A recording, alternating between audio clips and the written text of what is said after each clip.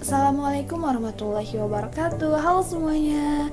Kenalin, aku Anissa dan temanku Kisti dan juga Prisal. Kita dari Universitas Muhammadiyah Sukabumi, Prodi Administrasi Bisnis, semester 3 kelas D. Kita di sini bakal ngebahas tentang struktur organisasi.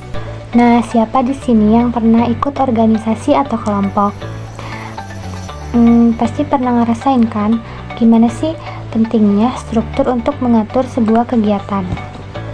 Nah, jadi di video kali ini kita akan bahas gimana cara struktur organisasi yang baik dan bisa membuat kerjasama tim supaya jadi lebih lancar dan mencapai tujuan yang sama. Dijamin deh ilmu ini berguna banget baik di dunia kerja maupun di kehidupan kita sehari-hari. Jadi, yuk kita langsung aja ke materinya.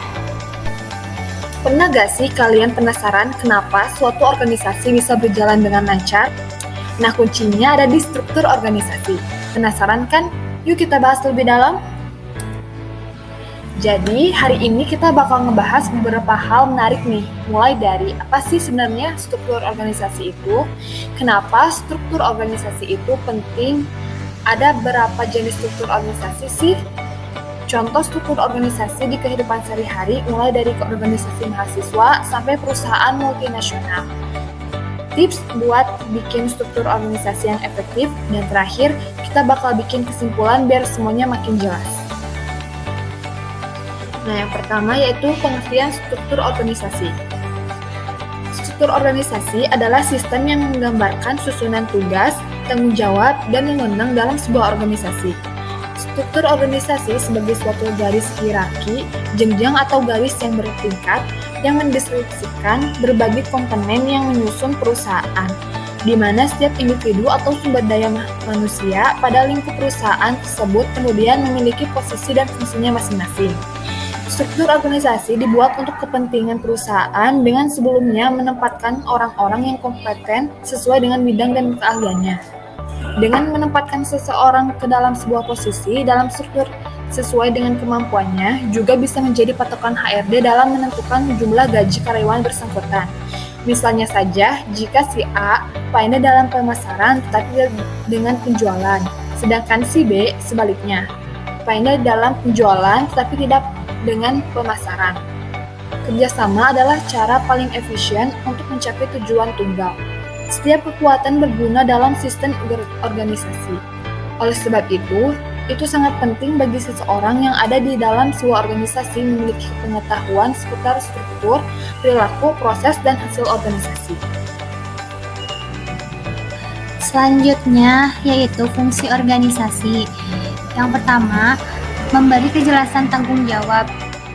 Inilah pentingnya memiliki struktur organisasi perusahaan, yaitu memberikan kejelasan mengenai pelaksanaan atau pengimplementasian terhadap kewenangan yang perlu dipertanggungjawabkan oleh masing-masing anggota yang berada dalam struktur organisasi tersebut. Yang kedua, menjelaskan kedudukan dan koordinasi masing-masing penyusun perusahaan. Hal ini sangat dibutuhkan untuk menghindari adanya kesalahan informasi atau komunikasi yang berdampak negatif pada organisasi atau bisnis yang sedang berkembang, serta dapat digunakan sebagai landasan dalam menyelesaikan pekerjaan yang memerlukan komunikasi dan diskusi antar jenjang atau jabatan dalam struktur organisasi tersebut. Yang ketiga, menjelaskan bagaimana jalur hubungan antara masing-masing hierarki. Hal ini dibutuhkan untuk mengefektifkan jalur penyelesaian sebuah pekerjaan sehingga dapat saling memberikan keuntungan pada masing-masing anggota dalam organisasi tersebut. Yang keempat, memberikan uraian tugas yang dibebankan secara jelas. Setiap tugas atau deskripsi pekerjaan yang terdapat dalam sebuah struktur organisasi dalam perusahaan tentunya akan sangat membantu semua pihak yang terkait di dalamnya, baik itu atasan maupun bawahannya dalam struktur organisasi tersebut. Nah, setelah kita bahas fungsi organisasi, sekarang kita masuk ke jenis-jenis struktur organisasi pada perusahaan. Yang pertama ada struktur organisasi fungsional. Pembagian kerja berdasarkan fungsi manajerial, yaitu keuangan, pemasaran, SDM, dan produksi, di mana karyawan dengan keterampilan serupa dikelompokkan dalam unit kerja. Yang kedua yaitu struktur organisasi divisional. Pengelompokan berdasarkan produk, jasa, pasar, atau lokasi geografis sering digunakan oleh perusahaan menengah hingga besar karena biaya operasional yang lebih tinggi. Yang ketiga, ada struktur organisasi lini. Hubungan atasan dan bawahan langsung dan vertikal dikenal juga sebagai struktur militer. Kelebihannya adalah kesatuan pimpinan, tetapi ada ketergantungan pada satu orang, cocok untuk organisasi kecil. Yang keempat, ada struktur organisasi lini dan staf. Menggabungkan struktur lini dengan dukungan staf yang memberikan saran dan ide cocok untuk perusahaan kecil dengan disiplin tinggi, namun solidaritas antar karyawan bisa rendah. Yang kelima, ada struktur organisasi matriks. Kombinasi struktur fungsional dan divisional bertujuan untuk saling melengkapi dan mengatasi kekurangan masing-masing. Sering disebut struktur proyek karena karyawan bekerja pada berbagai proyek. Lalu yang terakhir yaitu struktur organisasi komite atau proyek. Tugas dilaksanakan secara kolektif oleh komite. Pengambilan keputusan melalui musyawarah, meski tanggung jawab bisa dihindari saat ada masalah. Selanjutnya yaitu contoh jabatan pada struktur organisasi. Yang pertama yaitu direksi. Direksi bertanggung jawab dan berwenang mengurus perseroan terbatas, terdiri dari direktur utama, wakil direktur, dan direktur lainnya. Mereka mengambil keputusan strategis, menentukan arah perusahaan, dan mengatur kegiatan. Yang kedua, manajer. Manajer memimpin setiap divisi, bertanggung jawab untuk mengintegrasikan sumber daya dan mencapai tujuan perusahaan. Tugasnya meliputi pengarahan, keputusan, supervisi, dan pengambilan karyawan. Yang ketiga ada divisi atau departemen, yaitu memimpin kepala divisi berfokus pada bidang spesifik seperti pemasaran, HRD, dan produksi sesuai kebutuhan perusahaan. Dan yang terakhir, administrasi dan gudang mengelola keuangan perusahaan melalui accounting, CMT, dan kasir, serta mencatat pengeluaran dan pemasukan.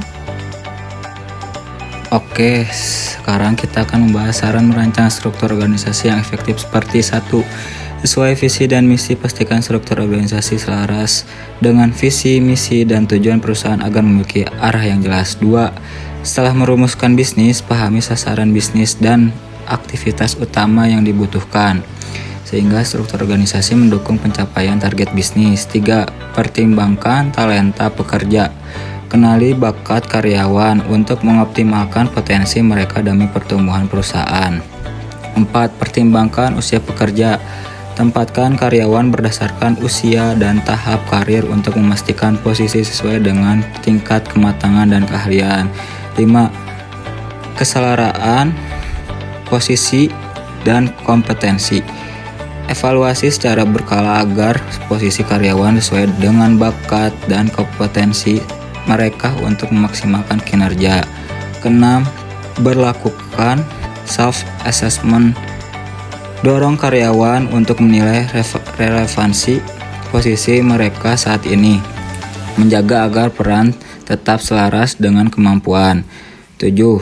Struktur ramping. Buat struktur organisasi yang sederhana dan efisien. Tambahkan divisi sesuai kebutuhan saat perusahaan berkembang.